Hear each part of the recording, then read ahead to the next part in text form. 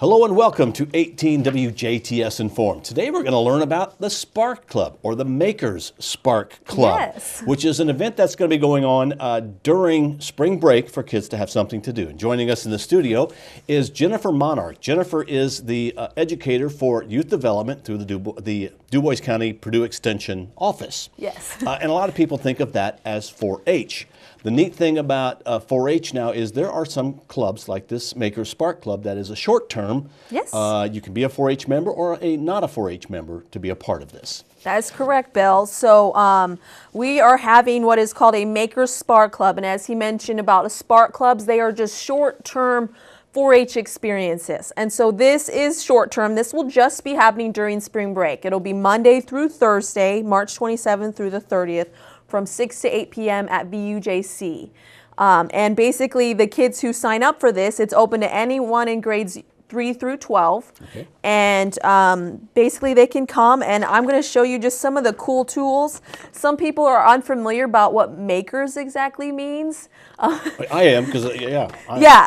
So this is the Makers Spark Club. There could be another Spark Club having to do with anything, right? Yes, Okay. Spark Clubs can be about anything. Okay. They're just, the key is that they're short term and designed to spark your interest in something. This Okay. is about makers, which makers is really about what it sounds like, making. So we're designing, creating, building, we're making things. Kind of a head start into engineering, if you will. Okay. But it involves a lot of techie stuff and then some low tech stuff. It's just all about that kind of thing. I'm going to show you some of maybe the more techie stuff right now. And just to give you an idea of what your kids might get to do during this event. So I'm just going to show you one of the robots that they would get to work with, and this guy's name is Dot. And you can just turn him on. Dot makes sense. He looks like a little dot. Okay. He makes sounds. He talks. He's wanting to know where he is. You're at the TV station.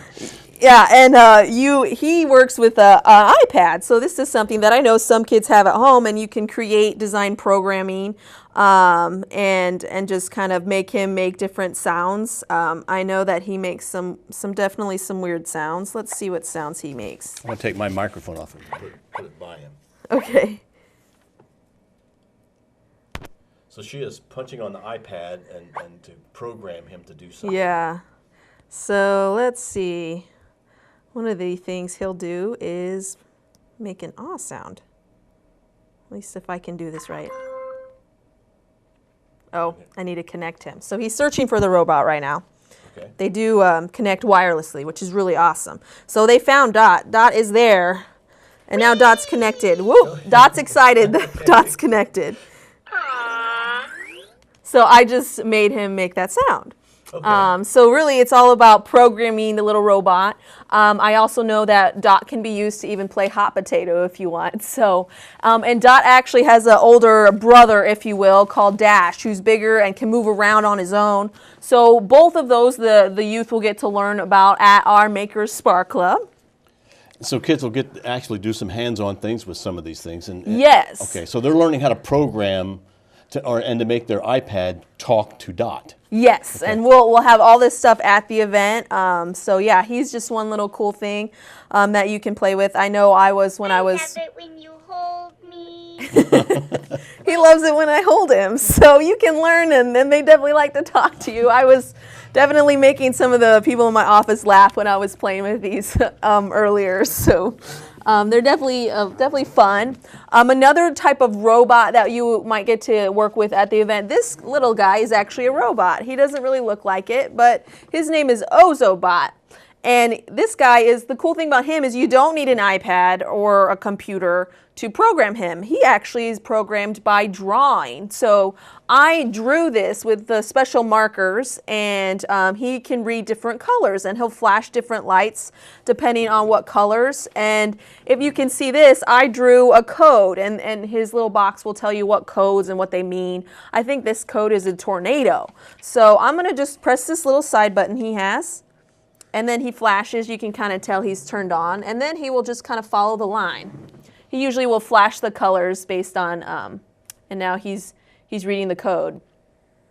So he spins around like a tornado. Yeah, Okay, so that was a tornado code. So, and basically the youth who would attend our Spark Club would get to draw their own codes and work with Ozobot. And what's funny is different directions of the code, he does different things.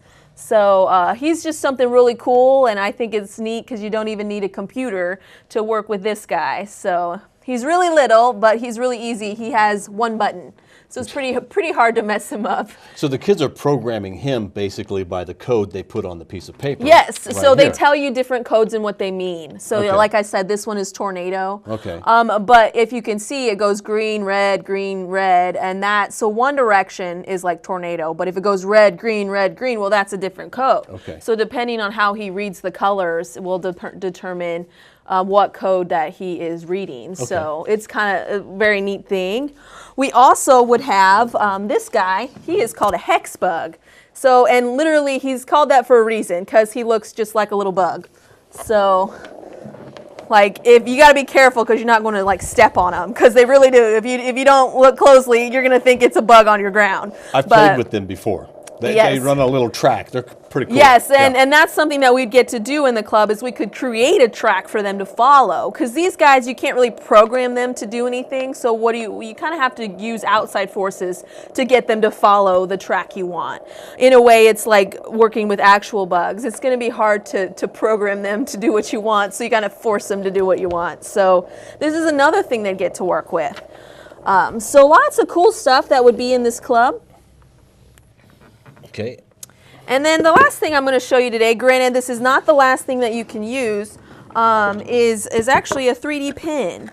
So I'm just going to show you a little bit about what it looks like. This is a little 3D pen. He doesn't have his what is called filament in it, but you would put filament in it and you can kind of build stuff and make 3D figures with this pen. So that's something that if your kids have never had a chance to learn something like this, they'd get the opportunity to do that as well. You mean like a 3D printer?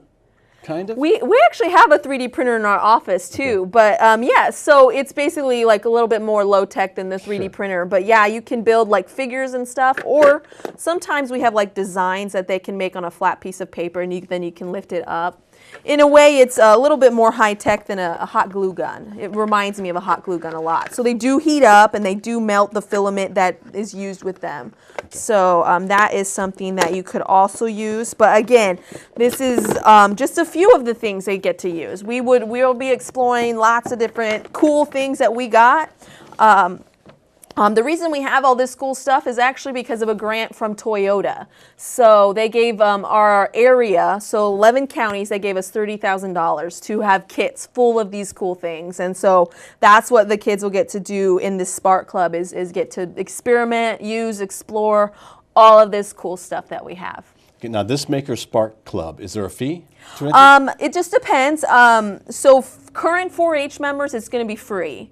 But anyone who's not a current 4-H member will have a $15 fee. But that $15 will come with a free 4-H membership. So if you decide after the Spark Club that you kind of like this stuff and maybe you want to join robotics or do different things at the fair, then you can do that. So it's sort of you get more for your money that way. You could do the Spark Club and future 4-H things if you'd like. Now, are you limited on the amount of kids that can participate in the Maker Spark Club? It just kind of depends. We might have to do a cutoff because it's gonna get a little. We have 3 of us that will be there, so really we probably any more than 30 it might get crazy. But we will work it out and see how much room we can make. But it would be better to sign up sooner rather than later. Okay, and again, if you could explain the Maker's Spark Club, when is it held, where is it held, and how do you register? So it will be held at WJTS Monday, March 27th through Thursday, so that's 4 evenings from 6 to 8 p.m. So, and you can register by contacting our office. Our number is 812-482-1782, or you can always send me an email. And my email is jmonarch, monarch, @purdue.edu to sign up and register. The Maker Spark Club is a constructive way for kids to spend their spring break time. Yes. From 6 to 8, Monday through Thursday, and it'll be at Vincennes University. Jasper, Yes, right? yes. But it's held through the youth development at the 4-H Yep. program. And we've got our volunteers that are currently working with our Spark Club who are also helping with this as well. So it'll be really great. Great time for everybody. So if you're not doing anything for spring break, I would definitely consider coming. Although it is just for kids. I think Bill asked earlier, can adults come to this? You can come with your child, but we prefer if no adults just come alone. So. Okay. Well, Jennifer, thank you very much for coming in. Thank you, Bill. Remember, be part of the Makers Spark Club, which will be held during spring break, but registration is by the 22nd of March. Yes. So please contact the Extension office to register.